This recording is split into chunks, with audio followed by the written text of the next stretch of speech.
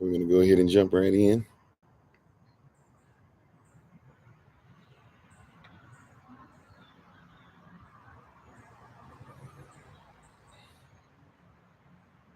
If it'll work with us.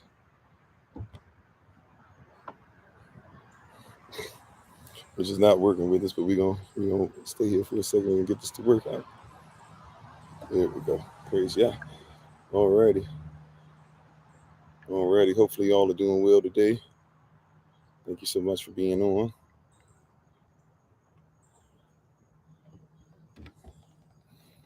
Got a quick word. Goes right in line with what was spoken yesterday by Minister Tamar. Hopefully we'll have that recording up for you guys on YouTube in a little bit. We're thankful and appreciative to everybody who's coming on today with us, though. Thanks for spending some time with us. Let me see. Trying to get our setup going.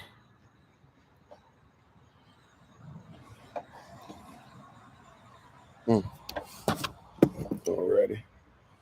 Let me see. Excuse me, y'all give me 1 second, sorry. All this extra stuff. Okay, I think we got it as much as we're gonna get it. So let's go ahead and get into it. Praise Yah. Alrighty. All right. May the words of my mouth and the meditation of mine heart be acceptable in Yahweh's sight. He is our strength and our Redeemer, and it is in His name, which is His authority, that we pray, praise, proclaim, project, and protect today's message. Aman. Bakwatav, Shabbat Shalom, Yashrael, Tidach, Ache at Nahiat at Zion, Ma'aya Pasache, Shalom family, Kofi, Kohelet of Servants of Christ. Hello everybody, I'm Pastor Kofi, Pastor Servants of Christ, where we are always changing lives one mind at a time by being the voice of the voiceless and speaking the unspoken. Thanks for sharing some time with us today, whether you're joining us on TikTok, YouTube, Facebook, later on in the podcast, whatever the case might be. We appreciate your presence. We can't do what we do without you. Thank you for helping us to reach and connect with people all over the world. And hopefully this word is going to be a benefit to you. We give all praise and honor once again to the Most High. We give all praise and honor to Him for my wife, the Honorable Maya, who lives a life that's able to be honored. You can check her out on TikTok, YouTube, her website, and Pinterest at Bloom and Flourish. Not A&D, the letter N, Bloom and Flourish. She is a healer, herbalist, chemist, and biologist by degree. And we're thankful and grateful to you all for being on today. We appreciate you. Grand Rising, Shabbat Shalom once again, Bakwatav, Yashrael. We thank you for being on and spending some time with us today. And we know that you could have been doing a whole bunch of things, but the fact that you're with us today, it means a lot to us. So thank you for spending some time with us today. To the moderators, ministerial staff, SOC, we appreciate you. To the moderators, I bow down to you. Thank you for what you do. To the ministerial staff, all the stuff that you guys go through and do behind the scenes and in front of the scenes, so to speak. We thank you so much. To SOC, thank you for being ride or die. To Lottie Dottie and everybody, we appreciate you so very, very, very much. All right, let's go ahead and say hello to everybody and jump in. It is Shabbat today, and we do have quite a few things, I guess, real quick, just to remind everybody. So just be ready to look up for certain things that are popping up for our Fridays now. Fridays at 12 p.m. Eastern New York time. All this is Eastern New York time, by the way. Our Fridays, we're going to be ready for Sister Judith to start to keep on teaching us as far as making raw foods and how to prepare them. And she'll start giving us instructions so that you can make sure everything's pretty much prepared by Thursday. So come Friday, you can actually make the food the way it's supposed to be made. So instructions will be given out on a regular basis from now on different platforms. So please make sure, please, ma'am or sir, that you're paying attention to those. Today, after we finish this, 10 a.m., and this is all Eastern New York time, 10 a.m., we're going to have our Shabbat service on the podcast. Still going back into Are You Ready? So be ready for that. Aman, for those of you who were on last week, will not be recorded because we're going to make sure that we're getting into some personal stuff and being prepared as a community for what you need to see coming up so that we can be ready to help each other. But that's at 10 a.m., 11 a.m. Eastern New York time is going to be the children Shabbat Shalom service, or the Shabbat Beit Sefer service, Shabbat service, Shabbat school for the children at 12:30 p.m. Eastern New York time today. Those who are in Georgia and those who are in the Carolinas, we have a meeting on Zoom at 2 o'clock p.m. Eastern New York time. Those who would like to just kind of have a round robin discussion and get together and have some conversation conversation and talk through some things, some difficulties and stuff, and just be able to hear people's stories and be able to know you're not going through things alone. That'll be at 2 p.m. Eastern New York time. We'll try to put that out on the Google Calendar invite. And then last but not least, well, a couple more things today as well. 5 p.m. Eastern New York time, MIT Ministers in Training. We have our official training every 2 weeks. So that'll be today, Saturday at 5 p.m. Eastern New York time. Brothers, you asked for it at 7 p.m. Eastern New York time. So we're going to have an little extra in between where we can start going through some things, develop some things, and deal with some things specifically as far as some things we're going to use to conduct ourselves in and hold ourselves accountable to and make sure we're protecting our community. And also at 7 p.m. Eastern New York time, brothers, we ask that you come to ours first and then go to support this. Sisters, support this right off the bat if you can. At 7 p.m. Eastern New York time, Minister Tama will be on doing her thing that she does on her live service. I'm on also too, I guess, for those who are not in the Georgia and Carolinas meeting, Minister Tama also does a workout for the sisters only. So sisters, if you want the information, you need to get in touch with Minister Tama. You can do so by looking up Tama Love on, or it's just TAMAH Love on TikTok, or if you'd like, you can ask me, you can try to get in touch with us or myself, and we can give you the information to get in touch with her. Amen. Amen. All righty. Let's say hello and let's get into this. How you doing, MIT Stephen? How you doing, Sister Dawn? How you doing, Sister Carla? How you doing, MIT Tracy? Everybody on Facebook, how you doing as well? How you doing? And everybody on YouTube, Facebook, TikTok, we appreciate you. How are you guys doing on TikTok? Let's see.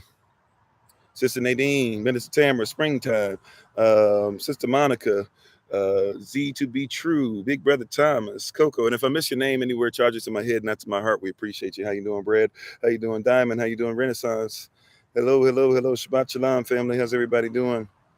Can't remember something Barbie. Your name's not popping up, but something Barbie, right? Is on. It's got an arrow or bow and arrow on. Ahmad, how you doing?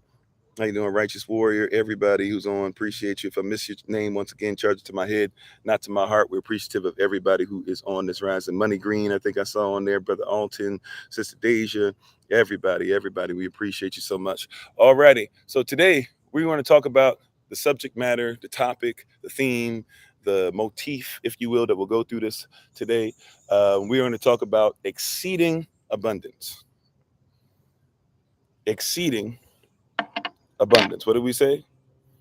Exceeding abundance, not just abundance, which a lot of people are happy to just say, hey, I've got abundance, but we're coming from the position today of what?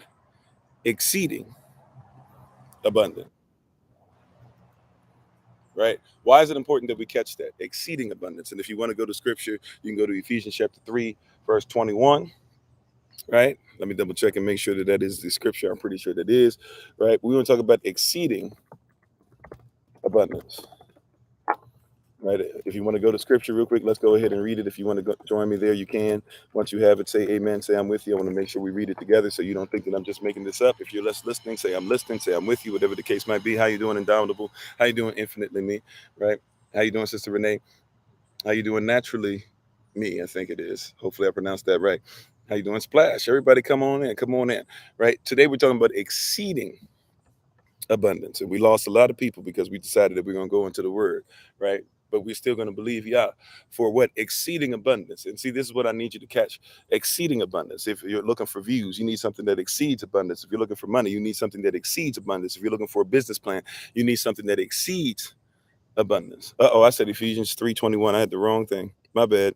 See, I knew I needed to check my verse. Praise Yah. It's Ephesians chapter 20. I'm sorry, Ephesians chapter 3, verse 20. Right? And then verse 21. Right? Ephesians chapter 3, verse 20, and then verse 21. Praise Yah. How you doing, servant of Yah? Ephesians 3:20 and 21. Right? We need something that what? Exceeds abundance. How you doing, Lonnie? This is what it says. It says, now unto him. This is Ephesians chapter 3, verse 20. Right? Hopefully everybody's with us. I didn't see the amens and all that stuff, but hopefully with us. How you doing, Sister Nadine? We need something that exceeds abundance. You ready? Ephesians chapter 3, verse 20 and 21. It says this. It says as follows. You ready? It says, now unto him that is able to do exceeding abundantly above all that we ask or think, according to the power that worketh in us. Unto him be glory in the assembly by Yahashua HaMashiach throughout all ages, world without end.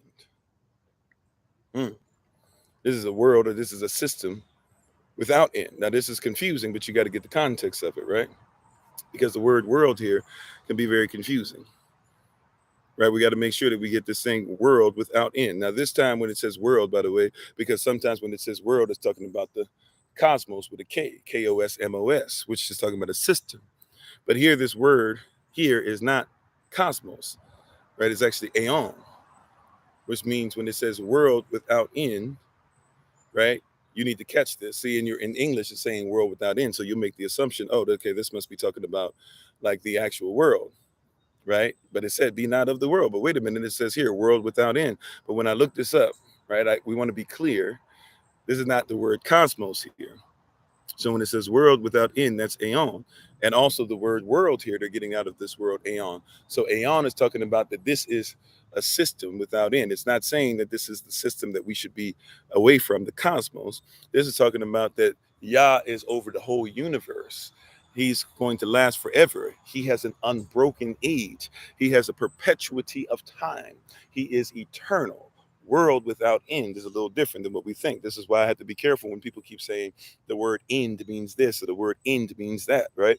Like you'll have people that'll say that he said the end of this, but see, we don't know how English works anymore. We don't like etymology, and so we miss things that should be simple for us if we knew the etymology, if we comprehended the culture.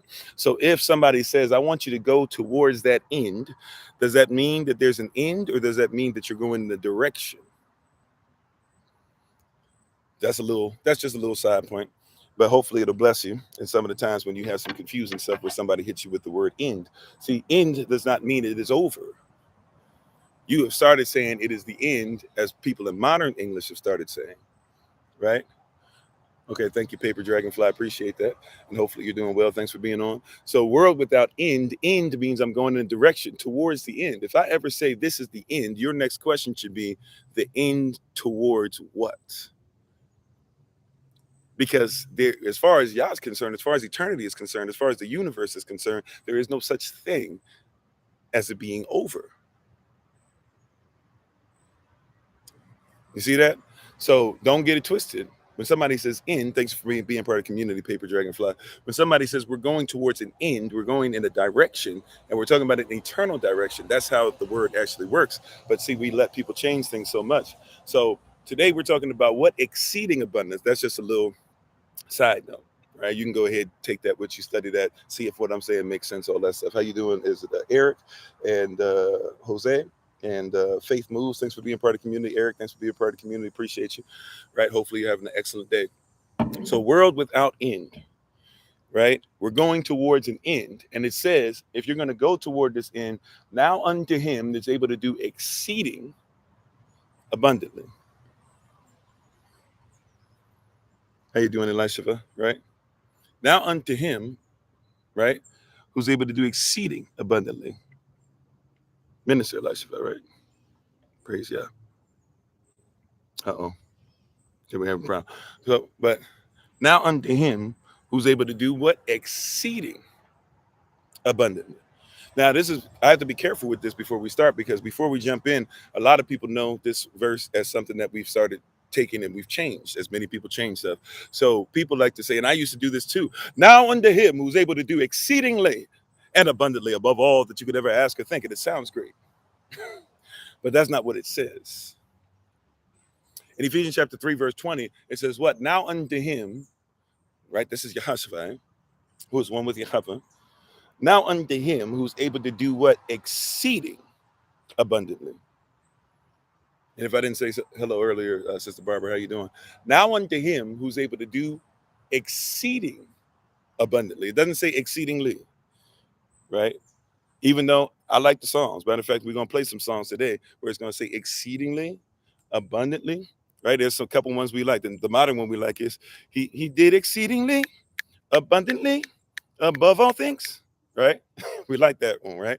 And we like the old school one, so to speak. It's not really old, but you know how they say old school. How you doing, Sister Deborah?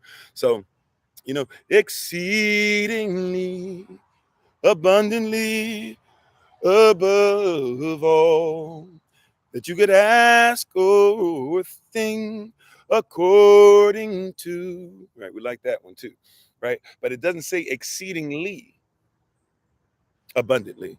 It says he's going to do exceeding abundantly. Mhm.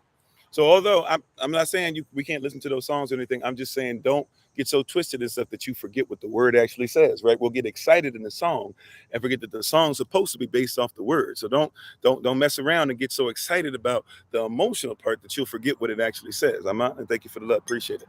So it says exceeding abundance.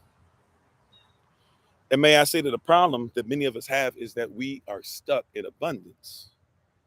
We don't have anything that exceeds it though. Uh-oh. May I say something? Yah is not impressed with the abundance because he has a level that exceeds abundance. How you doing, MIT Jenny? Y'all sent me today. Thank you for putting that on there, MIT Tracy. Y'all sent me today to remind somebody, let somebody know. How you doing, Brother Ali? And thank you for sharing, Sister Sarah, I believe it was. I hope I got the name right. I missed it. But y'all sent me today. Ravak HaKodash sent me today. I didn't just show up, right?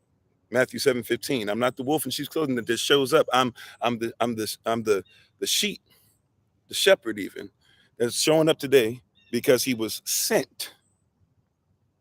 I didn't just come on my own accord. How you doing, country girl? I didn't just come on my own accord. Yah sent me to remind you that you don't just need abundance. You need something that exceeds abundance. Many people are stuck in abundance. How you doing, Sister Monica? And so a lot of people will say, well, I have this and I have that, so I must be blessed. But then they go through issues and they don't have anything to help them pass the issues because you think that abundance is it. Oh, okay. Okay. What you talking about, Pastor Kofi? I got you. Stay with me. Hang in there. You need something that exceeds abundance.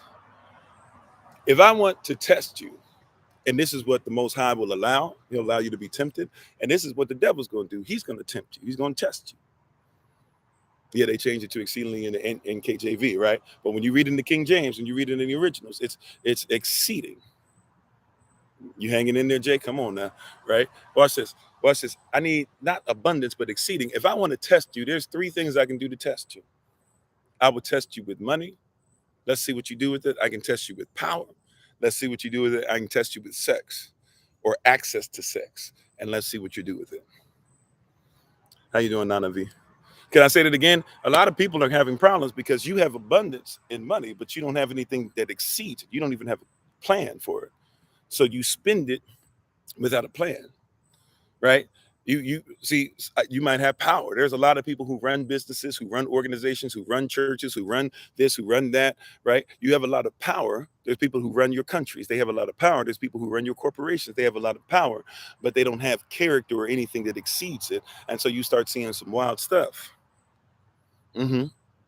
And give somebody access to sex and see what they do with it. You know, it's often interesting that people will brag about how many phone numbers they can give, how many people are in their DMs, how many, can I be honest? Look, I'm a pastor, but I'm gonna keep it a buck, right? How you doing, Teflon? I'm a pastor. I can keep it a buck. You ready? There's a lot of pastors, and I could easily become one if I had no character. I've seen it. I've seen it up close. I've seen it behind the scenes. I've seen it in front of the scenes. I've seen it when you guys have seen it pop up on social media where people get got and get caught. There are a lot of pastors who have access to thousands of women. And because they have no character, see, they have abundance. The women is part of, but they don't have something that exceeds abundance. So they're trying to be one with one wife. Oh, come on, right? There's sisters who are pastors, and they have a bunch of boyfriends. They have a bunch of things that they can do or whatever, and they do those things, right? But they have an abundance of something. They can pick all these different things. They have all these different options, but they don't have anything that exceeds the abundance. Are you catching what I'm saying? So you got to be careful because there's a lot of things that you'll get in abundance, and you'll believe that because it's abundance, that you already know how to catch it, that you know how to live by it, that you know how to be in tune with it. But just because you have something in abundance doesn't mean you don't need something that exceeds abundance. Now unto him who was able to do exceeding abundantly. Don't get caught up in the numbers. How you doing, Sister Vivian? Yeah, quality over quantity now. Come on now. Come on now. Right? Don't just quantify it. Make sure it's qualified. How you doing, Sister Sage? You got to have something that exceeds abundance. Just because you have access to a bunch of children doesn't mean that you treat children correctly. Just because you've had a bunch of children doesn't mean that you treat children correctly. You can have abundance of a lot of things, but you have to have something that is exceeding abundance. It doesn't say exceedingly abundantly originally. It says exceeding abundance. You got to be careful when they change. All they had to do was add 2 letters to one word. And now a bunch of people are trying to do exceedingly and abundantly, but that's not what it says. You need to have a standard that exceeds abundance. Just because there's an abundance, just because over 50% of people vote on something doesn't mean that it's correct, does it? Right? Just because somebody votes somebody in to be president doesn't mean that that person should be over your life. Just because somebody's been voted to be a judge doesn't mean they should be over your life. Uh-oh, watch this. Just because somebody got voted to be your pastor doesn't mean. Don't mess around and get caught up in abundance. That's why they got caught up in it. They said exceedingly. They got caught up in the abundantly part. But he said, I exceed abundance. I exceed abundantly. Keep the ly on the abundance, but take it off the exceeding. I need you to exceed abundance. Don't just be exceedingly, and therefore you're not exceeding abundance. You're just abundantly, but exceed abundance. What is your standard past abundance? How you doing, Johnny? Thanks for being on. What is your standard past abundance? I had to learn how to preach when I had no place to lay my head, but I still did something exceeding abundance. So now that I have abundance, the level is still exceeding abundance. I preached the same way. I studied the same way. I had the same standard. I had the same Yah. I had the same values. I had the same culture. Even if I was still developing it, I was using the same standard, right? So now that I have the abundance in certain areas, it doesn't mean that I stop being at an exceeding level.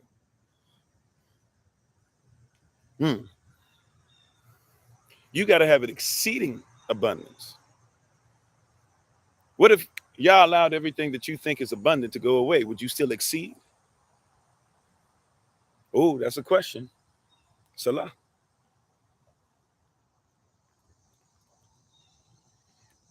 That's a question, isn't it?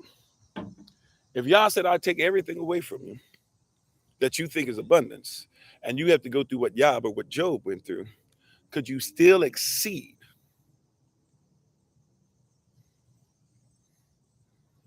If you didn't have all the pats on the back that you had, would you still do what you're supposed to do? If everybody didn't agree with you, would you still do what you're supposed to do? I have an abundance of feelings. I don't identify as what I'm created to be. Will you exceed your emotions?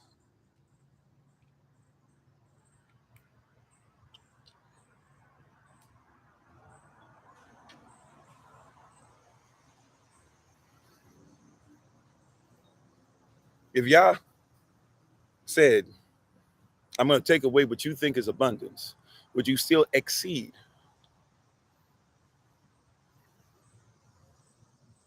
Not if you don't believe, sure. Or not if you don't have a proper standard you believe in. If our standard, we've done this several times. Those of you who've been with us long enough, you've done this at least once or twice with us where we've had to start from scratch on all viewers and everything. Almost just about. Some of y'all hung in there. We might have had 20 to 30 people. We've gone from having 10,000 people showing up or not 10,000, 1,000 people at a time, at least up to 1,200, 1,300, 1,400 people simultaneously on at the same time, 40-something thousand, 50-something thousand people watching a live session all together on a regular basis, to having to start from scratch, getting close to the numbers again, and then hitting those numbers a couple times and then canceling us again, having to start from scratch. And we had to have a standard in all that. Those of us who stayed there, it might have been 20 to 30 people who stayed around each time, where we had to start all over again. And then some people came back when they could finally find us, right? But we had to have a standard that exceeded. See, some of you were, and I'm not not trying to say this is just us. I'm giving you an example, right? Some of you had to say, okay, I know what hashtag find Kofi is. I know what hashtag SOC is. I know that you can find him on Facebook. I know that he has this extra channel over here on TikTok. I know that he's got something on a podcast. I know he's got this and that or whatever. I know the number, right? I know the website. And so because those who exceeded, even when what seemed to be abundance was gone, you were able to continue with us and not have to have any break in the connection. Why? Because you exceeded. You weren't looking for just abundance. Praise God. How you doing, Nicola? Thank you very much. How you doing, Xavier? All right. I'm saying that in this context, but I'm trying to show you. See, look, what if the world is doing this already? Your babies can't say that your babies can't pray. And people, I saw somebody put a post. This doesn't even make sense, but I saw somebody put a post up. I forget where this was. I've seen it all over the place, honestly, where somebody put up a post. You know, they didn't get rid of prayer in schools. They just said that you can't grab people and put them in your prayers. You can't force people to pray. That's not true, because if somebody starts praying publicly in their school, they'll shut it down. Right? But somebody can come and have a totally different belief and they'll let it ride. Right? Somebody has a belief that you shouldn't have pornography in school. Somebody else, they just say that that's sex ed. See, like they don't mind it being public or people being forced when it's their culture, their belief system, their religiosity. So what if your child decides that they're going to pray?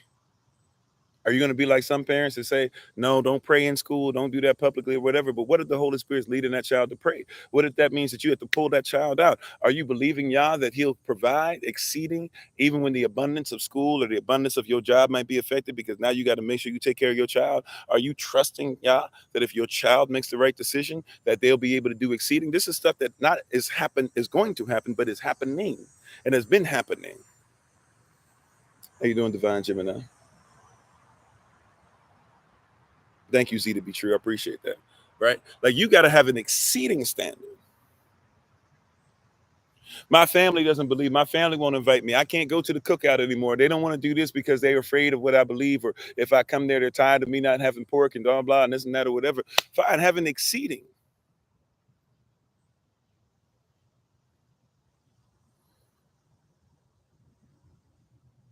You got to have an exceeding.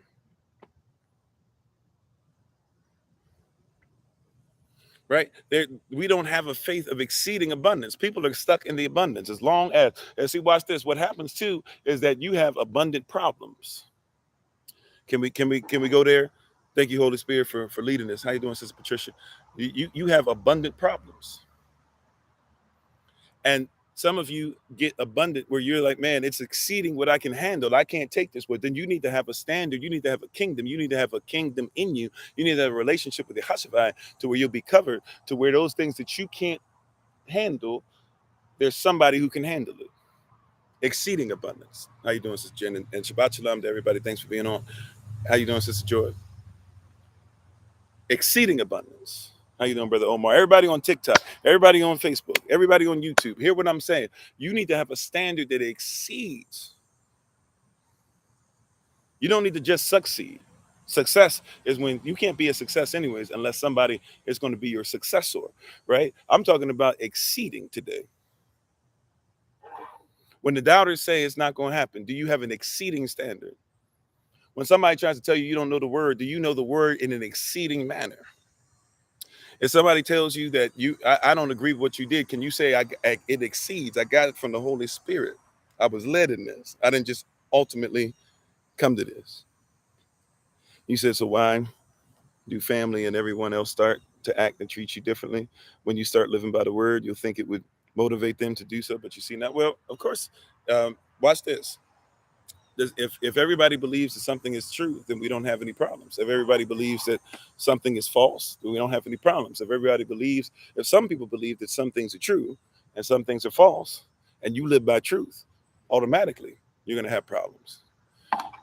And we're making this. See, watch this. Now unto him, great question. Now unto him who's able to do exceeding abundantly above all that you could ever ask or think, according to the power that's been placed within you. Before I even get to the power that's been placed within you, this is above, exceeding is above what you could ask or think. Many people come to you opining with their opinion, right? I, I my opinion is, what I think is, well, if I was God, you hear people even say that, if I was God, I would, well, you even heard Pastor Todd. Well, some people, if it was up to me and I was there with God in creation, I would have told him, well, look, I see male and I see female, but what if there's some people that aren't going to fit in? Right? Like people will opine, they'll give their opinion, they'll keep talking about what they think, even about what they're asking about. But there's a standard that's above anything you could even ask or think. Yeah, there's a thing that surpasses us, and a lot of people are not humble enough to say, maybe there's something out there that I do not know, that I'm not aware of. Just maybe. Possible. Right? Maybe if I come to mira, right? Look at it, love, right? Kusabiri, calm down enough to be able to see maybe there is something that's past what I ask or think. There's an ancient proverb that we like to use here. Um, he that doesn't know that he doesn't know is a fool. Shun him. He that knows that he does not know is teachable. Teach him. That's a disciple. He that knows that he knows is wise. Follow him. I don't know everything, and that's when I can be taught. But there are some things that I know what I know, and I'm not going to allow somebody else outside the culture to tell me something. That's wise. And if that's wise and I know it and I can present that I know it, not just aware of it, but I know it, I believe it, not just believe it and have faith in it, but I walk it and I get results, right? Then that's something that you should look at and be like, okay, well, let's go in that, right? See, but there are some people that don't know that they don't know everything. Just because you've been to church your whole life doesn't mean you know everything, right? And how you doing? Thank you for the love. Appreciate it. How you doing, Dr. Nicole? And is it, I don't know if it's, I'm gonna say this right, Chris Love, very too. I don't know if I said that right. I apologize, but thanks for being part of the community. See, there's a lot of people who swear they know everything, but just because I know a lot of things doesn't mean I know everything. And somebody will make the assumption that because they've gone to church their whole life, they know what the Bible actually says. But nobody wants to say, well, what does etymology say? What did the people mean when they wrote it? Who are the people who wrote it? Where were they scattered to? What's the evidence of them? Right? For example, you had a lot of people who are in church and who are in church, or who are Messianic Jews, or who are um, modern Israelites or Hebrews, who said that Kyrie Irving was a racist and was a bigot and said something bigoted. Or even you had all these people on sports stuff that said, well, we don't believe him to be bigoted, but he's ignorant because he said some real stuff. He put something real that actually had some stuff you could look up and find for certain. And whether you agree with all of it, you got to at least admit that some of it is true. If you know the difference between an Ashkenazi Jew and a Khazarian Jew and a Sephardic Jew, you would have no problem with what Kyrie Irving said. And he didn't even say much. He posted something. And they tried to make him pay tens of millions of dollars. They couldn't legally, but they tried. And they tried to make an example of him. This is because we have a lot of people who swear that because they were raised in something, that what they were raised in was accurate. Now, if you live by something, this is why we have to be careful. Even in our walk, we have to humble ourselves. And how you doing? Is it? I still don't know if it's Nini Poo or Nene Poo, but thanks for being on. Right? You have to be careful. Just because you've been raised in something your whole life doesn't mean that what you were raised in was an accurate description of anything. Right? Just because you were raised with a mother and father doesn't mean your mother and father were on point. No disrespect, but I'm just being honest. How you doing, Auntie Mary? Just because you were raised in some stuff doesn't mean, can we just keep it a buck? Just because you were raised with a mother and father doesn't mean your mother and father did what they were supposed to do. Just because you were raised with a brother and sister doesn't mean they actually acted like brothers and sisters. Just because you were raised thinking that George Washington was the first president doesn't mean that George Washington does not describe and is not quoted as even saying that he had two presidents before him that were his favorite, because there were 8 presidents before him. How you doing, obvious Vanessa? Right? How you doing, Sister Betty? Just because you were raised in something. See, so we make this distinction that, see, somebody was raised and they told me this was abundance. But here comes something where I'm living in truth and it exceeds abundance. And now people are, what are we in Ephesians 3:20? uh, Ephesians chapter 3, verses 20 and 21. And today we're talking about specifically what? Exceeding abundance. Just because it was abundance doesn't mean you shouldn't go to an exceeding standard. Abundance is not enough. And some of us are dealing with exceeding abundant problems, but we don't have a standard that is exceeding abundance. You might have abundance, but you don't have the ability to deal with what it exceeds abundance when it exceeds with what you can handle. Right? You need somebody who gives you that pours into your cup and it overflows. For surely his tabah, with his good and his righteousness and his mercy, right, shall follow you all the days of your life. Right? We say this all the time. Why is everybody against this? It seems like everybody's against me. They're not. If they didn't like Yahashua, why would they like you? Salah. How you doing, Sister Mignon?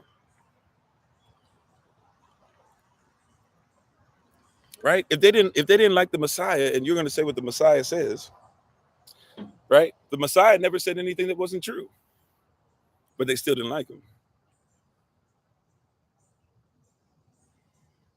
How you doing, Brother Vincent?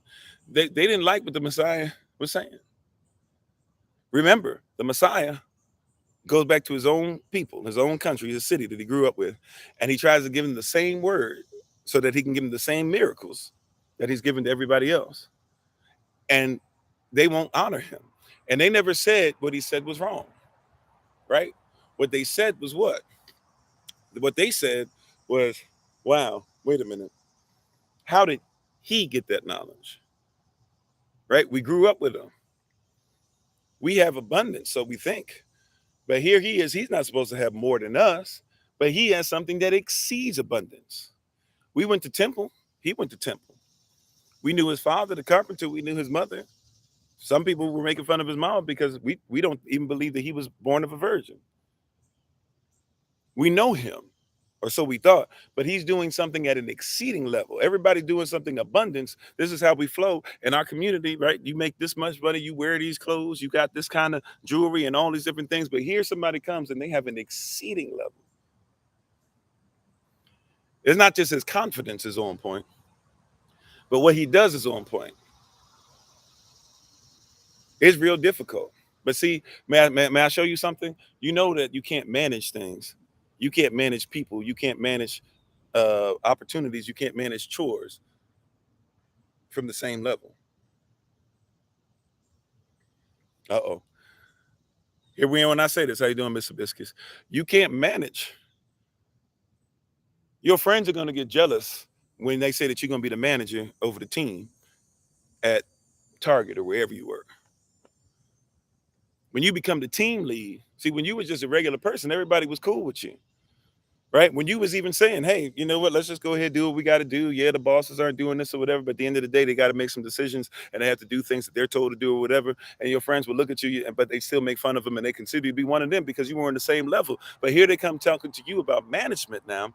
And when it's time for you to go into management, now the people that were your friends, now they look at you the same way they did. You didn't do anything different. You didn't say anything different. You didn't go wrong. You weren't making fun of people when you were down there. You weren't saying anything bad about management when you were down there. You weren't saying anything bad about your friends when you were down there. But now that you've gone to another level, see, you exceed abundance. People have problems when you exceed their expectations. Come on now, lion mode, right? Praise y'all. When you exceed somebody's expectations, now here people got a problem with you. That's not what you used to do. What you mean? It's just magnified.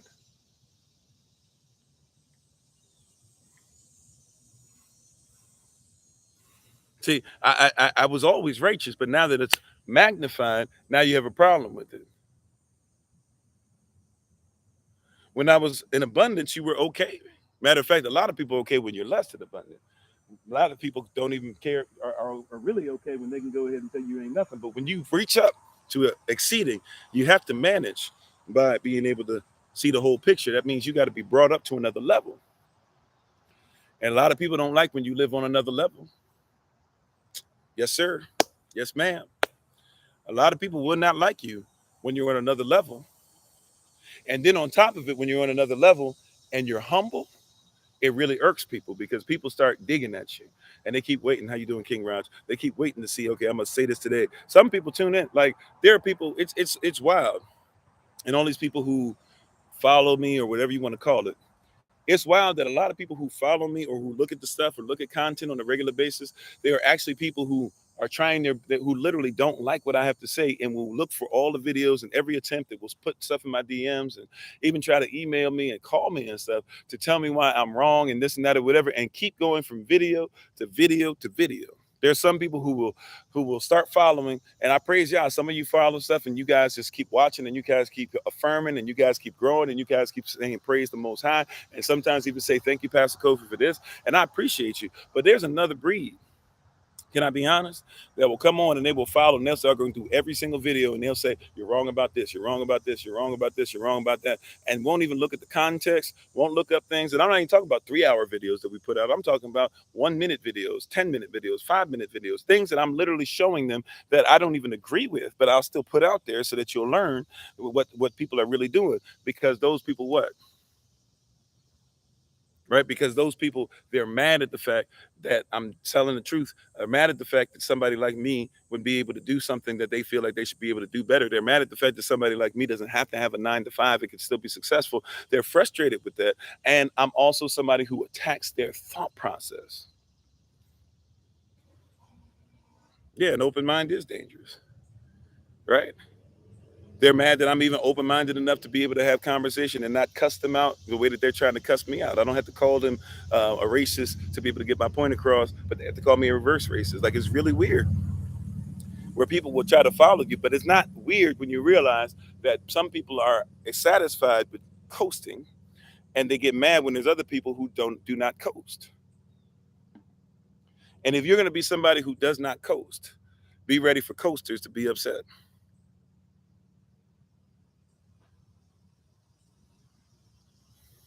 You said don't waste energy on the thoughts.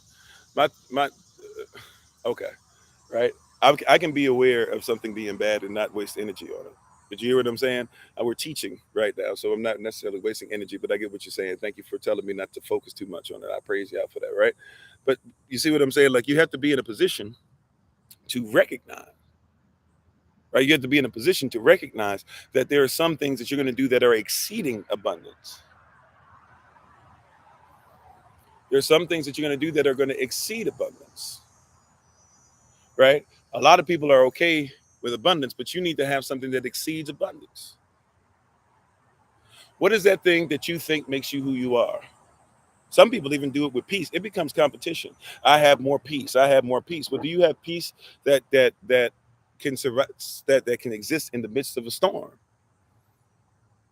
Right? Something that exceeds abundance. Don't just be happy with peace, because some people are happy with peace. Hey, I don't have any problems and this and that, but your brother, your sister, your neighbors, and all these people around you are struggling because your thought process of peace is not building a nation that is at peace.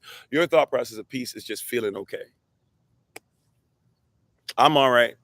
I'm cool. Right? I'll tell you something, but you got to get yourself together. No. You've been given the gift that you've been given to make sure that others can be at peace as well.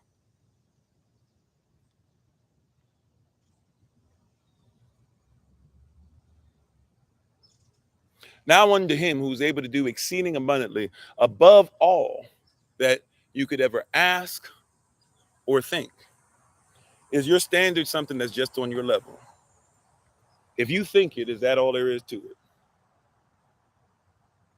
So why are you all saying Amin or Aman? Is there a reason? Is there a teaching you need to know? Amin is just an Arabic way of saying it. Aman, or some of us even say A-M-A-N, is an ancient Paleo Hebrew way of saying it. Some people say amen. Right? Right. So you have to make sure that you're ready for an exceeding. Where, matter of fact, one of the reasons why I like being in nature so much is because if you're not careful, you'll forget that nature exceeds. How you doing, sunny day? Right. So I like to come out to nature because nature exceeds. It feeds. So every once in a while, I like to come out and eat off of nature. Every once in a while, I like to be in the sun. It exceeds. It gives me minerals and stuff that I can't get anywhere else. Right? There has to be something that exceeds even your hashfad when it comes to the law, right? Matthew chapter 5, verse 20.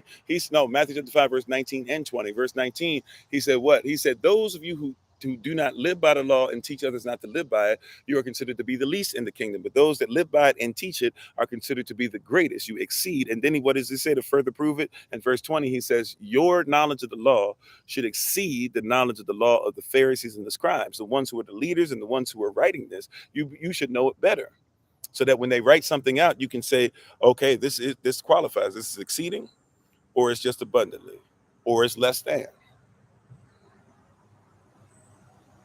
And Shabbat Shalom to everybody coming in. How you doing? See, so you gotta exceed. Everybody's okay with abundance, right?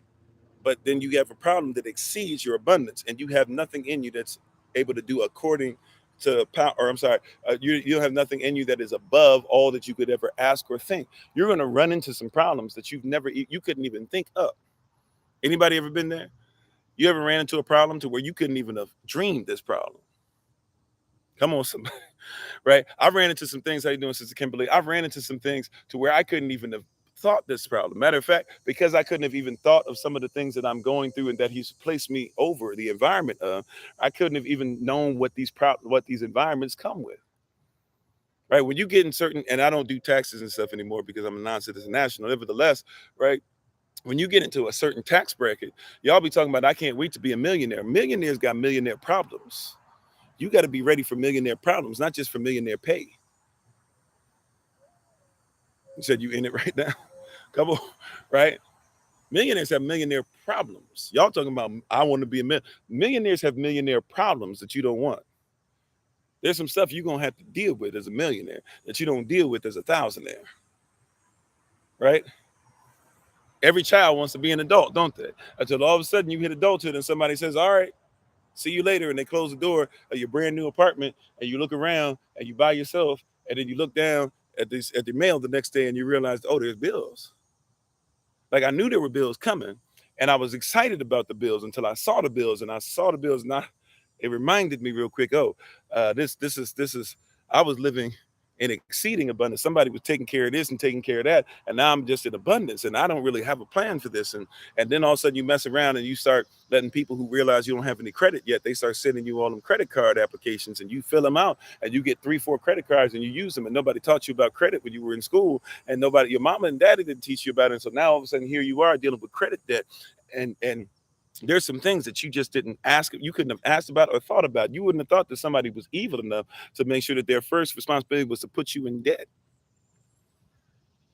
And then have a creditor come up to you who had to pay your debt in order to call you and play you as if they're the actual credit card company. They already paid the credit card company off so they can own your debt. They're going to get paid already by the government, and then they still double dip though, and they come to you and they say, hey, pay us on behalf of them, when the reality is they already paid off your debt. You couldn't have even asked or thought that up, but you're living in it. How you doing, Sister Lila? All right, but you're living in it. You couldn't have thought it up, but you're living in it. Isn't that something? How you doing, Sister Alicia? Isn't that something?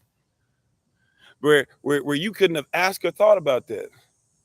Matter of fact, some people can't even teach you what because they don't comprehend the evil of it, right? They can't even tell you really about it, because who would even dream up something on that level?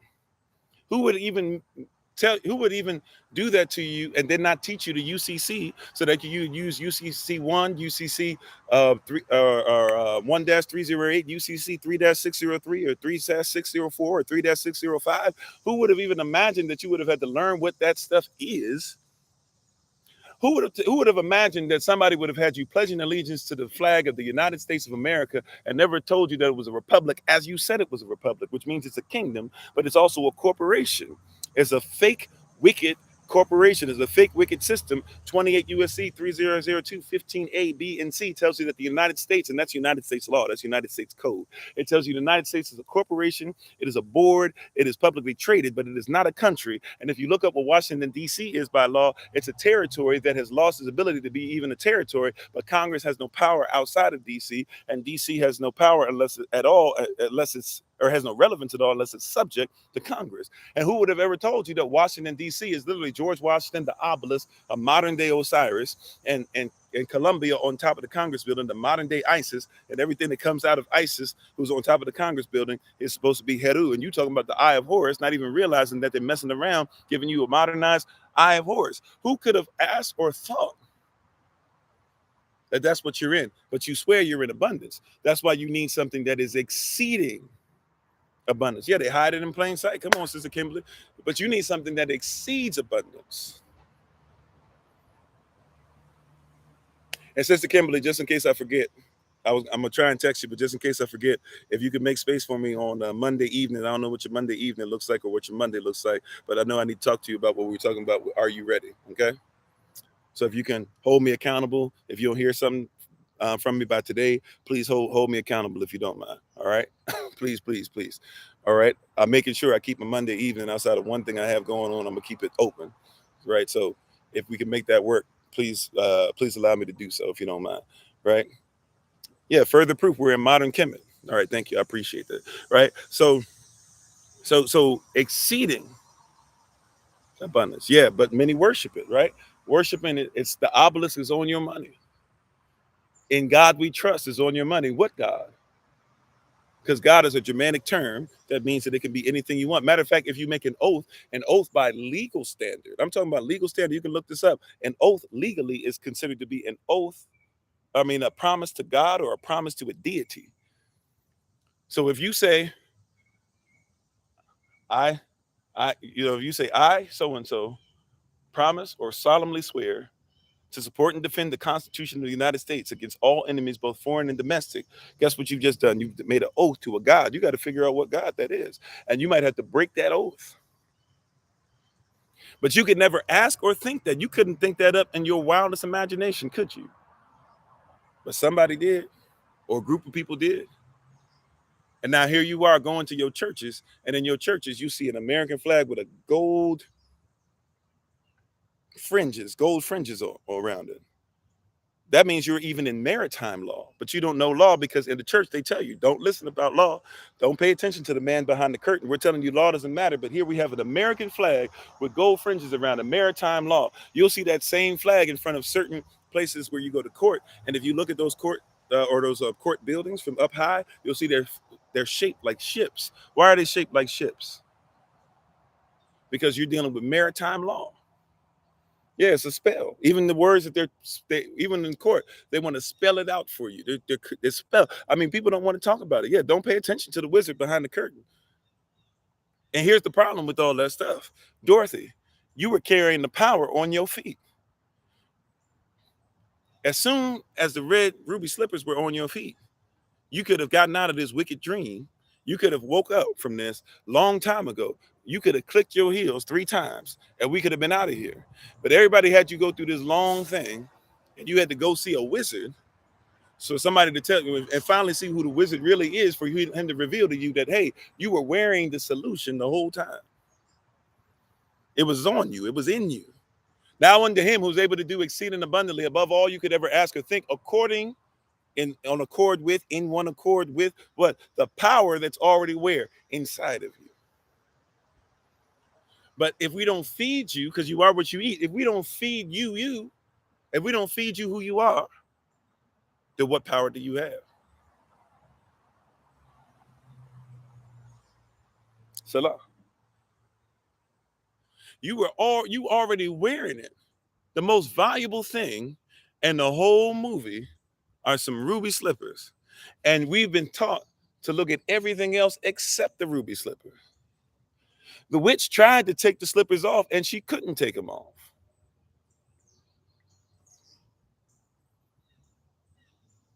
There are witches that are around that are trying to take your anointing off, but they can't take that off.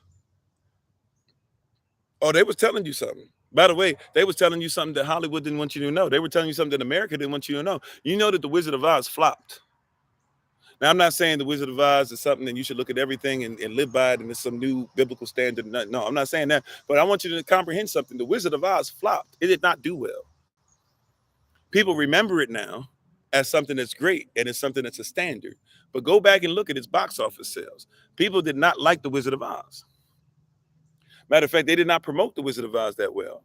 There's a lot of stuff in there that for its time, and even still today for its time, is considered to be genius as far as things that they did behind the scenes and movie magic and stuff like that, right? So, what not VFX, but effects and things like that. We look at it in a certain manner, but nobody liked the Wizard of Oz back then. Nobody wanted you to see it. It's not something that was there for you. And Facebook, we're gonna lose you guys in just a second because I just don't have enough battery on the device. Praise y'all. But you can come over to YouTube. It's in the description. You can go over to TikTok as well. Praise y'all. It's in the description as well, right? But I need you to comprehend that people didn't necessarily want you to know that everything that you had was already on your feet. You didn't have to follow the yellow brick road, even though you want to go down the streets that are paved with gold. But before you even go towards walking down and realize the power that's in you, it's already been placed on you. There's a level that's placed on you. There's a mindset that's placed on you. There's a mentality that's on you. There's something that they cannot break, they cannot take from you because of who Yah has called you to be. He created you to be. You're the head and not the tail. So the only way that you can give up being the head is to go ahead and give it up. May I say that again? If you're the head and not the tail, the only way you can give up being the head is to become the tail. You have to give it up. And this is one of the biggest tricks of any enemy or whatever. Everybody wants you to try and always think that you're less than who you really are. One of the biggest tricks is for people to deny you of who you really are. When you realize who you are, right? Many people will talk about being Moors, this and that or whatever. Well, if you want to talk about Carthaginians, which come before the Moors, then you can't talk about Spain. You can't talk about familia with realizing that familia is first Kiswahili. Familia is not as España, right? No, now, but familia was Kiswahili before, and it was Carthaginian before, and somebody had to teach them what that was, right? You have to know the origin of things. You can't tell me that Black Pete is not something that is against our people, and then when our people do something, they get mad at you, they call you Black Pete. Some of you get the reference, some of you don't. Let me get back on track. Thank you, Holy Spirit. I'm just trying to show you, you got to realize what's inside you. People are not only enamored with what's on the inside. Can I say something? People are not just enamored with what's on the inside. A lot of people are frustrated by what they see on the inside.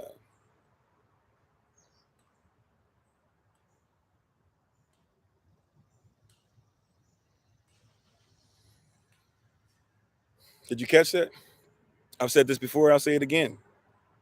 I've said this before, I'll say it again. There are many people, right? There are many of your enemies that see more value in you than you do. That's why they fight so hard against your destiny. You think that somebody would use a people the way that they use us if they saw no value? You know why a lot of people enslave people? Because they see that there are people that can do things either that they don't want to do or things that they themselves cannot do. Right? And you don't see yourself as abundant, let alone exceeding abundance. But see, a great slave, I'm sorry to tell you this, I'm sorry to say it like this. Right? I'm sorry to say it like this, but that's the way they looked at you. Watch this, a great slave, a slave that's on point, a slave that's all that. The best slave is the one that exceeds what the slave master can do. Oh, I'm trying to help you out. A slave to a system, right, is somebody who will work overtime when they can barely get people to work part-time hours. Oh, I'm trying to help somebody. See, you got to exceed abundance. I know you don't want to hear this because it might make you feel bad, and I get it. And it's not my goal. It's not my mindset to try and make one feel bad, but I'm just trying to tell you. See, a great slave is one that goes to the next level for somebody else, but doesn't see that they should go to the next level for themselves. Their mind has been changed. And a great slave is one that and how you doing, Dr. D? Thank you for being part of the community. See, a great slave will even get to a place to where they'll start saying that even though this feels wrong, something must be wrong with me. I want to run away, but you know what? The master told me that that's drapetomania. I'm crazy for wanting to run away. That's doctrine that's out there. That's they say that's scientific. And how you doing, Minister Tamara? Minister Tamara, by the way, if you can make time for me on Monday as well, so we can make sure we start getting to the stuff we talked about as far as are you ready, if you don't mind. Praise y'all. Right? See, a great slave exceeds abundance. Just in case I forget, I'm asking you publicly because just in case I forget, I want you to hold me accountable, okay? So please, if you don't mind, right? But see, a great slave, they exceed abundance. How you doing, Michelle? Shabbat shalom to everybody. You don't realize that you already have exceeding abundance in you, or else they wouldn't have made you a slave. You think they could have worked in the sun without melanin? You don't think they tried to get the Irish slave to work in the sun? You know, they tried to get other people that they had, right? The Russians who had slaves and they had serfs, and the serfs and slaves were basically on the same level. You don't think Queen Catherine, who made the church, the pastors of their churches and stuff, into serfs, therefore making them into slaves, and took all the money from the church because her former husband, who she got out of there, was somebody who had issues and problems and stuff like that? Like, you don't think, you don't believe that they didn't know what they were doing, and that they found that even that was messed up, and that therefore Queen Catherine had to look to Africa and start going to places? Because I know y'all been following this weird belief system that Russians never had slaves, but that's because you can't talk about Russian history, by the way, without the grandson of a slave and without a slave himself. There's a man called Gannibal. Gannibal is a great general, was a Russian general, but he's not Russian. He was taken from West Africa, maybe even Northwest Africa, I'm not sure, but was taken from there and was sold into slavery in Russia and served the czars or the king's son, and served so well that eventually the king adopted him and he became a general and he won many wars for Russia.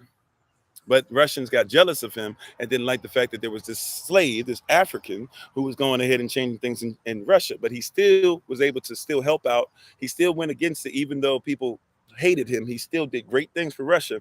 And then his grandson, who's Alexander Pushkin, is who's somebody who helped to create what we now know as Russian language. He's also considered to be, if not the greatest, one of the greatest poets ever. And matter of fact, the Russians now protect his stuff so much that they say they don't want you to even try to translate his stuff outside of Russian, because you'll lose the beauty of what he's saying, right? And that's something that came from you. You exceeded so much that even you're talking about now, Vladimir, right? But you're not talking about Alexandra, right? You're talking about Putin, but you don't know about Pushkin. Pushkin exceeds. Russia might have some abundance now, but that's because Pushkin exceeded. They might have some stuff now, but that's because Gannibal exceeded. See, they're not messing. See, people don't rob poor people. You think they rob poor people? You think they came into native territories and took stuff away because there was no riches in the land? You said that's why you don't trust any of them. There's a war going on in Africa. Yeah, there's wars going on for sure. Strategic planning, right? How you doing, Darius? If I didn't say so already, how you doing, Tree? And thank y'all for the love. So you got to have something that exceeds abundance, right? Now unto him who's able to do exceeding abundantly above all you could ever ask or think, according to the power that's already within you. Minister Tamar was talking about some of this last night. There's a well that's already on the inside, right? Or you are the well if you want to even go there. I know she was talking about it in a different context. She was talking about the word is the water, and the leader is the well, right? Today I want you to look at it in this context, that you are the well and the water's on the inside. And if you didn't know any better, see, a lot of us have gotten away from well water because we don't, and therefore we're not having well wishes, we're not having well dreams, our dreams are not well, but see, we've gotten away from well water. Well water is powerful because well water, now you have to make sure you check on certain things when it comes to well water too, but well water, when it's clean and as great as, is more powerful than regular water, because well water carries nutrients. You're used to drinking water that is controlled, that's coming out of the tap, and then they just say it's spring water. You're used to having water that is pure H2O, and then somebody sprinkles a little bit of baking soda or something in it and makes the pH levels go up. But see, well water is amazing, and river water, before they poison these rivers and everything, river water used to be amazing. Well, and even the water that we found on the land that prayerfully we're going to be able to secure is what that water is amazing. Why? Because you're able to actually get nutrients from it. Yeah, spring water is supposed to come from a true spring, right? Or even geyser water, right? Like if you really want carbonated water, you don't have to get it carbonated by a machine. You can go somewhere, get it in a geyser, let it cool down some, but it's carbonated. There's a lot of carbon there. There's a lot of things therefore that feed your melanin. How you doing, NEMT? See, and you are supposed to be the well, but what happens when the well runs dry? What happens when I can't take it anymore? What happens if I'm at a place where if I hear another person say, you ever been there? If I hear another person say one more time this, I'm going to lose my mind. What happens when the well runs dry? Do you have something that exceeds the dry season? It's in you. The power is in you. But see, that's why they have to get you to deny yourself, because when you deny yourself, you deny the power. Amen, right? The source was never you in the first place. It's in you. I don't know if you catch it. The source is not you, but it's in you. If you're not, see, if somebody says, hey, where's the source of your water come from? Somebody might say, oh, it comes from the well. But that's not the source where the water comes from. The well is simply the place where you arrive to pull up the bucket that you might be able to pour out what is in the well into your life. But the well is not the source of the water. The water could be coming from underground, connected to something that's thousands of miles away, right? But you might just be getting some of it. But that well could be something that's consistently churned, and animals are doing stuff with it, and then the dirt it's coming through is doing stuff and filtering it. And there's even stuff that's turning into diamonds through all the stuff and pressure that's going on. There's a lot of stuff that water could be doing before it even makes its way to you. And if you're not careful, you'll make the mistake that the well where you arrive is the source, but that's not the source. The source is where the water comes from. The well is simply where you arrive to get what the source provides. So if you are the well, or if your leader is the well, or if your family is what you're going to for the well, if your business is going to the well, you better recognize that the well is not the source. The power is not in the well. The power is what gets the water to the well. The power of the well is that it provides water, but the well really doesn't provide the water. The water is provided somewhere else, but it's provided for you where the well is. In other words, the physical location doesn't mean that's where the spiritual source is. We're going to have Are You Ready Too? Part 2 today, right?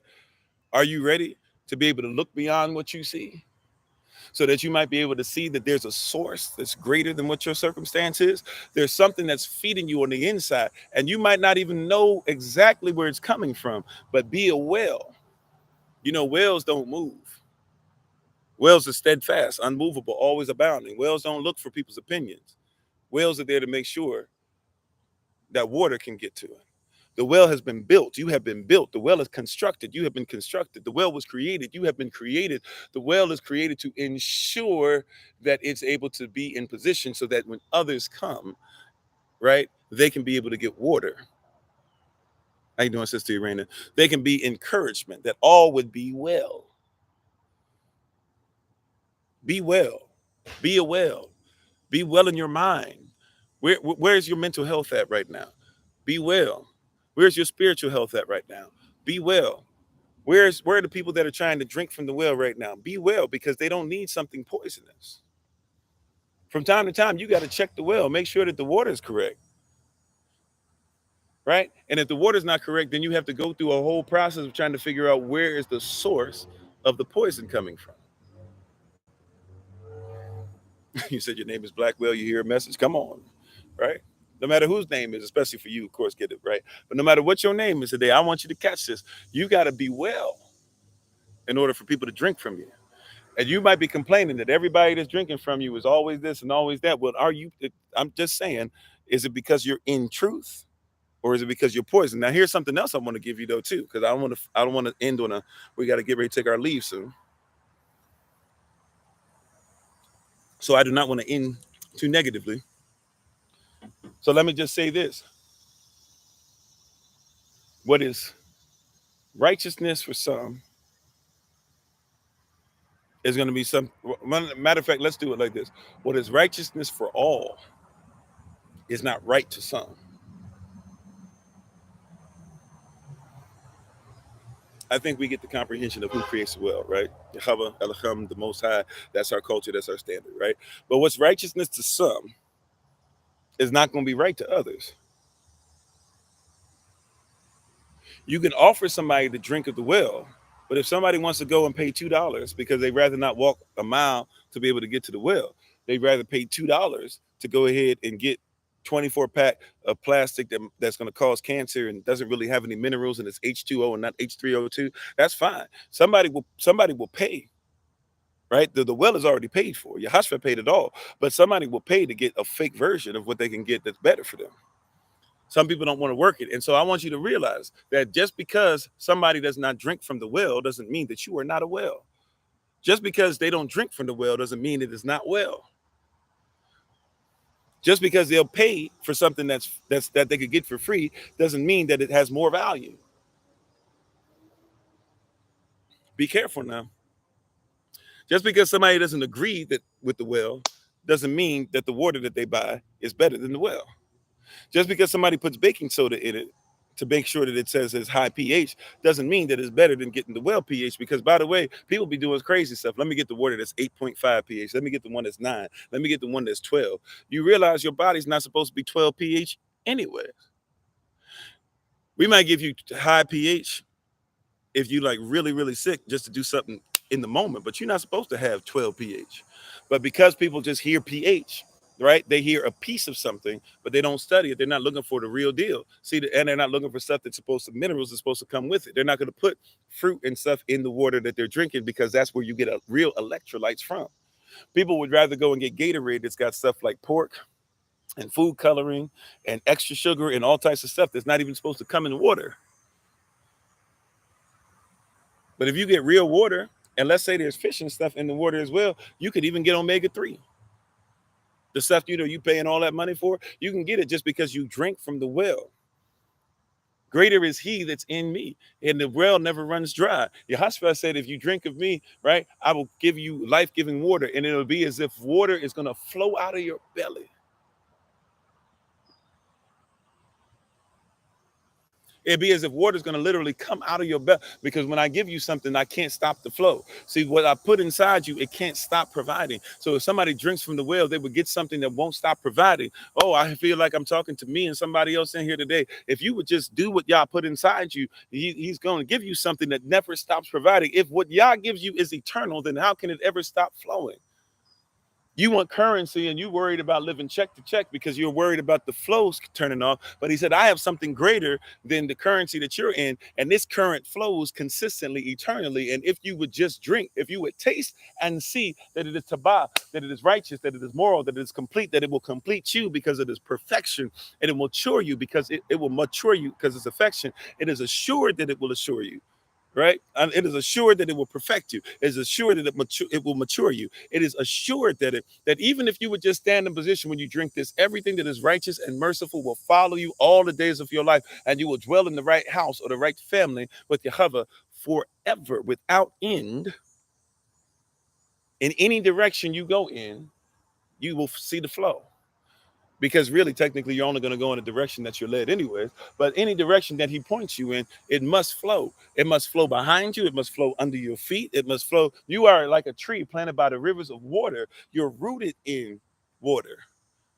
That's why trees that are rooted in water, they have really great fruit. Really, all trees do. But you'll see the trees give out fruit. And the trees do what? They take the water. They get sun, of course. They also get the water from the ground. The magnesium helps to hold both the sun and the water. That's why the leaves are green, not just because of the chlorophyll, which is nothing more than like plant melanin, but it also is green because it has magnesium in it. When it starts to lose its color, it's losing it because the magnesium is going away, and therefore the chlorophyll can't be held. Well, if the magnesium does what? It helps to digest what's in there. Right? So the magnesium takes the water that's in the ground or in the river, or the water that rains down, and some of the water that's under you right now, but you can't see it. But just because you can't see it doesn't mean there's not a source of water right under your feet. And when you will go as a tree and you will be connected, that's why when I'm outside I love to be barefoot, because I like to be grounded. And when you're grounded, toxins come out, but also certain things come up. And just as the trees are rooted, you'll be able to get some things out of the nutrients of the soil. And so here you are as a tree planted by the rivers of water. Get all the nutrients from under you that you can. Get under all the nutrients that you can, and the water that comes up with it, not the H2O, but the H3O2. That's why when you eat the fruit, there are some people that don't even drink water anymore. They only eat fruit. They only eat fruit that they grow, natural stuff. Why? Because the fruit has more water in it than the water that you buy at the store, because it comes with minerals. It comes with life. It comes with something more in depth. It comes with something that's just not on the surface. But a lot of people say, hey, let me just buy it at the store. Let me just get the surface, right? But people are afraid because they've even created legal things, or what you would call laws, to make sure that you can't even get rainwater in some of your cities. But you need to get something that's real, that's from the source, not just where you get it at, but from the source. You are a well. Greater is he that's in the well. Greater is the water that's in the well. Greater is the spirit that's in the well than the water that's modified. Where are you at? Where is the water that's in you? And why is it not flowing? Why is it not disconnected? Why have you not tried to figure out what's going on in the source? What is the unseen things that you're cut off from? Why are you not a well? Why are you not staying in position? Why does it take one person saying one thing and you come outside of your character? How you doing, Brother Henry? How you doing, Brother Charles? Why does it take one thing to make you stop treating your wife with respect? Why does it take one argument for you to say you're not going to respect your husband? Why does it take one thing to move you when you are supposed to be well?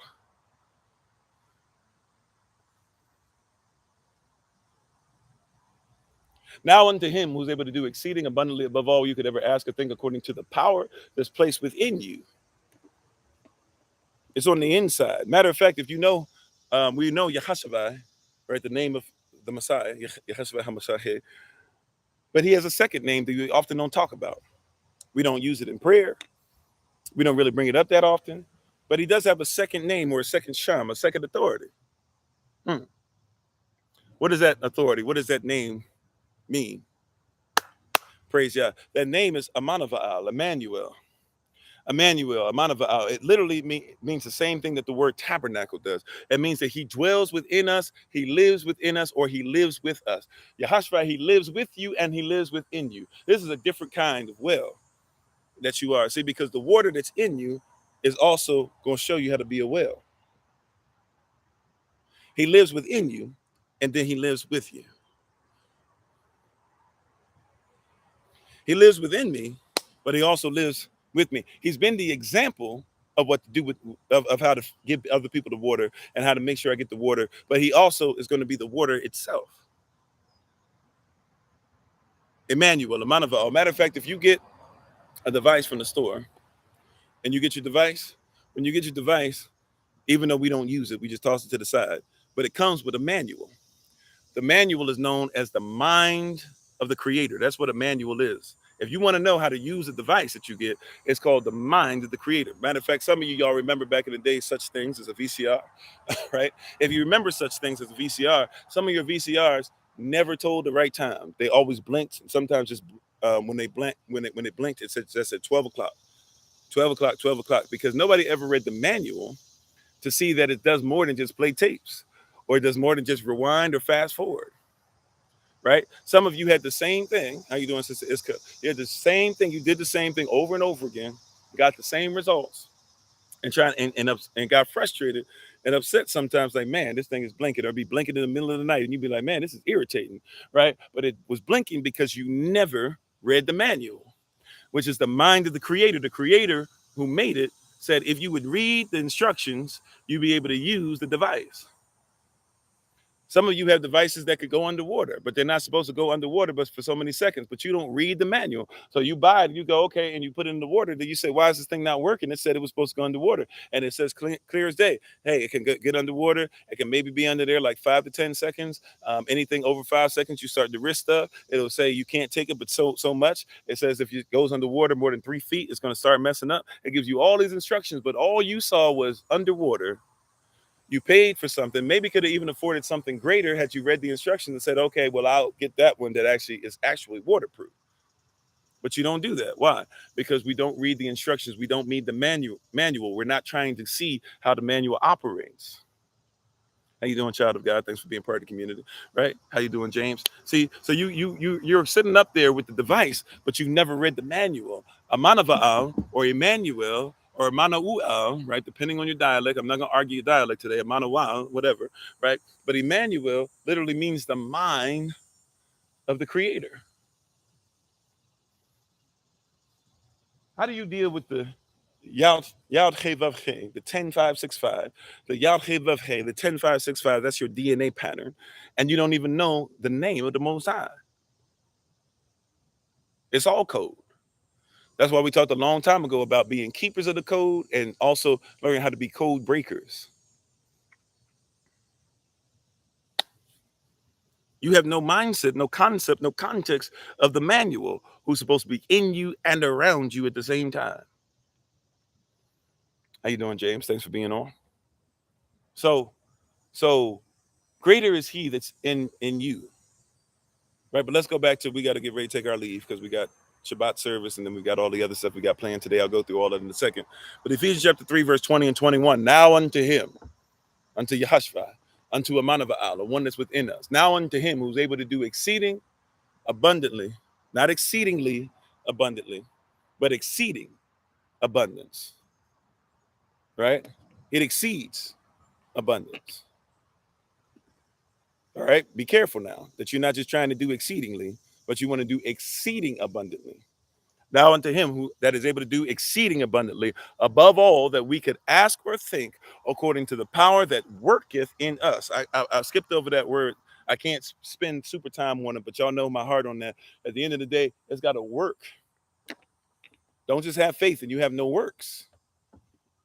You know, there's a lot of people who have a form of Elohim, but they deny the power thereof. They look like Christ, but they don't work like Christ. That's antichrist. Look at Revelation chapter 13, the second beast, right? You have the first beast that has the 7 heads and all that, and you're dealing with all those nations and all those powers. And then you have this eighth head, if you will, or this second beast that has the power and the authority given to it, right?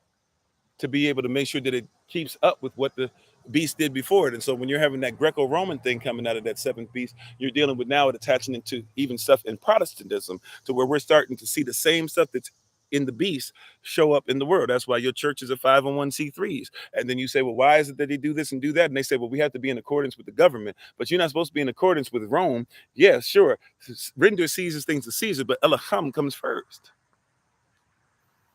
But you see the second thing that is called the Antichrist. It's anti-Christ. Christ says, Ephesians chapter 5, verse 10 through 12, blessed is it when man revile you and say all manner of evil against you, and you should rejoice and be exceeding glad because they did the same thing to the prophets. Matthew chapter 5, verse 17 through 20. Do not think that I came to destroy the law or the prophets. I came not to destroy, but I came that it might be fulfilled. The word fulfilled there means to be put into effect, by the way, right? Doesn't mean to be completed. So he says, I came to put it into effect. Matthew chapter 5, verse 18, it says that until heaven and earth pass, should not one jot or tittle in no wise pass. That means the most minuscule of measurements or even the yao, the way that it's written. Matthew chapter 5, verse 19, it says, those who teach others not to be about the law and those who do not follow the law themselves, they are considered to be the least in the kingdom. But those who teach the law and those who live by the law are considered to be the greatest. Matthew chapter 5, verse 20, it says that you should have law, you should know the law at a level that exceeds the Pharisees and the scribes. Matthew chapter 7, verse 12, the complete golden rule says, do unto others as you want done unto you, for this is the law and the prophets. But we have a lot of prophets that keep telling you that law doesn't matter. Right? They're in abundance, but they don't have anything exceeding. They have a form of Elohim, but they deny the power thereof. 2 Timothy chapter 3 says, from such turn away, when they're always giving you stuff where you're always learning, but you're never coming into the knowledge of the truth. Back to Revelation chapter 13. Revelation chapter 13 tells me specifically, come on. Have your way. Come on, Holy Spirit. Revelation chapter 12. When you read, I'm sorry, Revelation chapter 13 now, excuse me. When you read it, it says that the second beast, it says that it has the ability to look like a lamb, right, on the outside, to look like the Messiah on the outside, right? The spirit of the Antichrist has the ability to look like Christ on the outside, but on the inside, right? Or if you just listen to what it's saying, it says that it sounds like a serpent. It sounds like a snake. It sounds like the serpent that's mentioned in Revelation chapter 12, like the devil. It can sound, it can look one way on the outside, but be the devil on the inside. Be careful about the lyrics of some of these songs because it can sound spiritual on the outside, right? Or it can look spiritual the way it's dressed. It can look like what they told you a preacher sounds like. It can look like a praise and worship team where everybody is matching. It can have crosses and stuff that they're wearing. It can have ankhs that they're wearing nowadays. It can have robes that they're wearing. They can have all the steps down and everything like that, and they can get it on. But when it's time to see them in action or time to listen to the words that they speak, it's time to see what they actually do. It's time to see the manifestation. They can have a form of Elohim, but they can deny the power thereof. That's why you have to be like Philippians chapter 2. Let Yehoshaphat's mind be in you. Let this mind be in you that also was in Christ. Let it be in you. It has to work in you. Faith without works is fruitless, is seedless. And seedless fruit is not fruit by definition.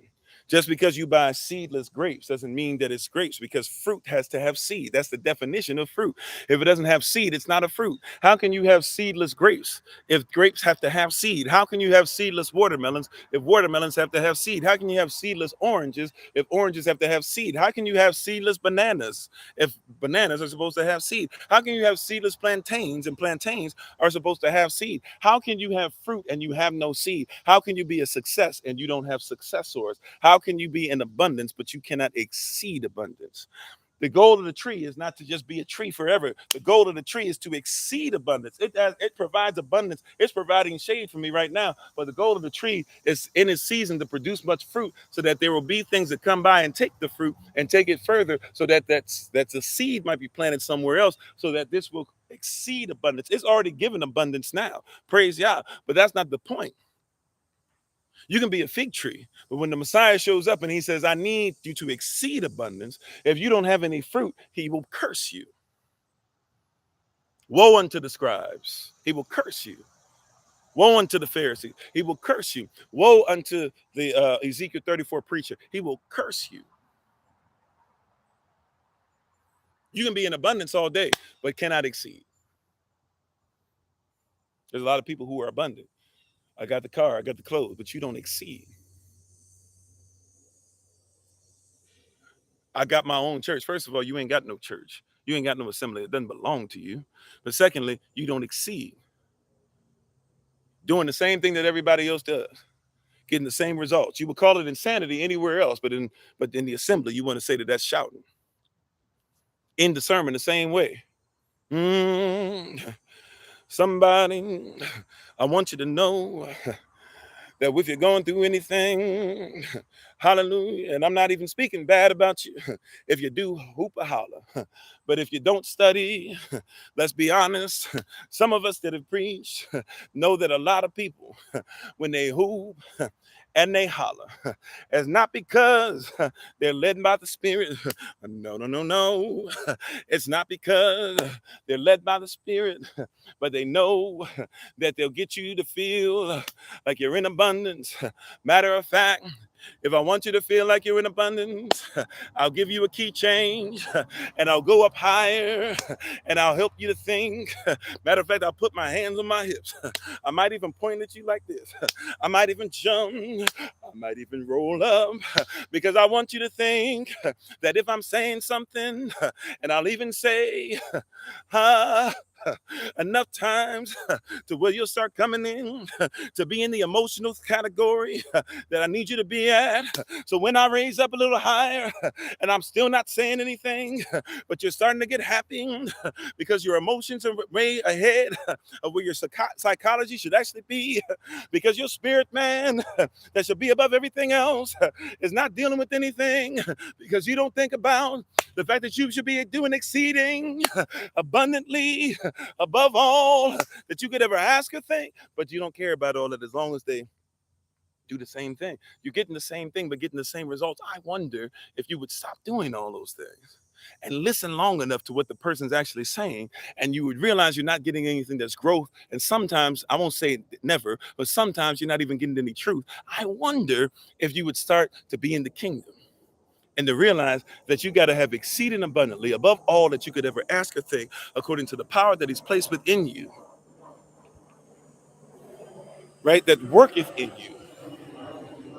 Unto him be glory in the assembly. Unto him, it's not about your glory. Don't show up to listen to me because I got a great word or I might meet criteria. Listen to the word. I'm the well, but I'm not the water. I'm the well, but I'm not the source. You hear what I'm saying? Who cares if I give you goosebumps and you go home and your marriage still doesn't work? Who cares if I give you goosebumps and you go home and your children still act up? Who cares if I give you goosebumps and you go home and you're still in debt? Who cares if you're paying a tithe and nobody told you how to make sure that if you can invest 10% to an assembly, you should learn how to invest 10% into yourself. Who cares about all that stuff if it's not causing growth? I didn't say nobody should ever hoop or holler. I'm just saying it should be at least led from the source. It doesn't matter if it sounds great. It doesn't matter if you look nice when you get in the word. I'd rather look disheveled and get a word. I'd rather have the preacher have no money and give me a word. I'd rather have the preacher be down and out on her luck, what you call luck, right? And still give me a word. John the Baptist, Yahshua had to tell y'all, Yohanan or John the Baptist, he was in the wilderness. He was out in the wilderness and everybody said, look at him. He's eating locusts. Look at his clothes. Look at his hair. It's disheveled. He doesn't act like us. He doesn't do because he's higher than you. He's doing exceeding abundance. Exceeding abundance doesn't look like abundance. If it's got to look like abundance, it's not exceeding. If it's got to look like this type of clothing, it's not exceeding. Oh, please forgive me, my holiness family. I love y'all. But look, if it's got to look like she can't be a woman unless she wears dresses, it's not exceeding. If it's got to look like brothers are outside doing stuff that they shouldn't be doing, but they got to make sure that they have creases in their overalls and a tie on, it's not abundance. If it's got to look like she can only be barefoot, buck naked in the kitchen, it's not abundance. If it's got to look like he got to have good hair and a great credit score, it's not abundance. You got to look beyond what you see.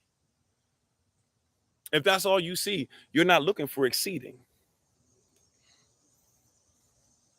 If you're going to look beyond what you see, you're not looking for exceeding. Oh, my greatness. If you've got to look beyond what you see, you're not looking for exceeding. It's not your standard. By this will men know, that you are my disciples, by the color scheme that you have. That's not exceeding. By this will men know that you are my disciples by the way that your yard looks. That's not exceeding. By this will men know that you are my disciples by the car that you drive. Oh, that's no, wait, that's not exceeding either. Wait, by this will men know that you are my disciples by how many people give tithes and not. Wait a minute, that's not necessarily exceeding either. How you doing, Brother Tracy? By this will men know. Okay, by that you are my disciples by how many women and phone numbers you can get. No, that's not exceeding. Wait. By this will men know that you're my disciples by how many brothers are chasing you and want you to be their what? No, that's not exceeding either. Wait a minute. By this will men know that you're my disciples by how many people follow your pastor. Wait a minute. No, that's not exceeding. Oh, I got it. I think I got it this time. By this will men know that you are my disciples by the way that you love one another. And the standard of love is not your standard. The standard is the way that Yahushua, I have loved you. By this will men know that you love me. You love me if you keep my commandments. That's exceeding. Now unto him who's able to do exceeding abundantly. It didn't say exceedingly, right? Now unto him who's able to exceed abundance, exceeding abundantly above all that you could ever ask or think, according to the power that worketh in us. Unto him, glory in the assembly. His glory should shine upon his assembly. Unto him, the goal is that his glory would come upon not just you, but the assembly, the group, throughout all ages, world without end. Right? That's Anan, right? Not cosmos there. Anan. Anan is talking about what? This is going to be universal. Remember what the word universe means. The word universe is what? Universe. Uni, right? Uni, uni, una, uno, un. It means what? One. And verse means a sentence. Universal law, right, is universe means a single spoken sentence. Universal law is the law of the one who spoke the single spoken sentence. You've got to go back to the source. Now unto him. I'm going to just say that a couple more times. We're going to take our leave. Now unto him. Take it off yourself. It'll be so much easier if you take it off yourself. I promise you. Now unto him. You can't handle it anyways. You're dealing with problems that are exceeding what you have the ability to do anyways. You have abundance to be able to handle a lot of different things, but you can't handle this situation, can you? You've been trying to handle this situation. You've been trying to handle this, that, and the third. You haven't been able to do it, can you? I'm telling you, a way out. Here's an easy way out. Give it unto him. Now unto him. Now unto him. Now unto him. It's not yours. Stop trying to carry it. It's not yours. You don't have to carry it anymore. Tell your neighbor they don't have to carry it anymore. You don't have to carry it anymore. You've been carrying it, and Yah said a long time ago that you can't carry it. Give it to me, right? I got the yoke for it. You don't. I've got the yoke for it. You do not. Now unto him. I'm on.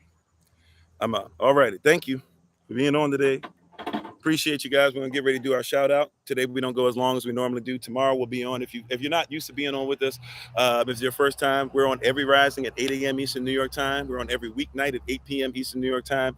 I take Wednesdays as my day off, but we still have other people to come up and be able to give you stuff. And even in between there's many different things that we do, not only virtually but physically. If you're interested in some of that information, we're going to do a shout out. If you're with us on TikTok, we're going to show you exactly how that works in just a second. But we have to get ready because we have a Shabbat service coming up on the podcast. If you want more information about the podcast and other things, just stick around for a second, and when the music begins to play, you'll be able to see some of that stuff pop up on your screen if you're interested in being part of the community, or even if virtual community. But for us, it's not just virtual, it's reality. We know people, we talk to each other, we visit each other, we have meetups, whether I'm there or not. We're family, right? And we have ultimate goals of making sure that we reach heights together as a nation, because we're nation building. So some of the stuff that you heard today you're interested in, just join us tomorrow 8 a.m. Eastern New York time to learn to be with us some more. I'm also going to give some quick announcements real quick, and then we got to get ready to get into the podcast. Real quick, 8 a.m. Eastern New York time, which was today already. We just did the live session. 10 a.m. Eastern New York time, which is the top of the hour. We're going to do the Shabbat service on the podcast. 11 a.m. Eastern New York time, we have our stuff for our children.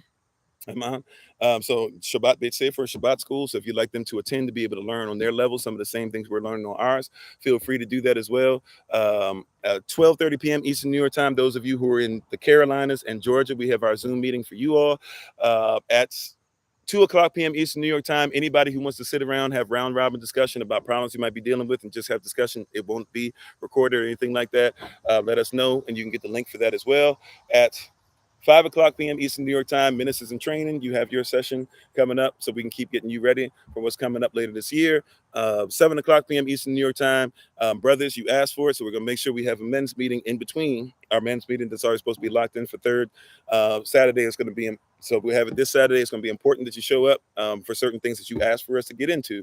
So we're going to get into it today at 7:00 p.m. simultaneously. Sisters, if you'd like to support, and brothers, when we're finished, if you'd like to support, Minister Tamam has her live session that she does every Saturday. Also, don't forget at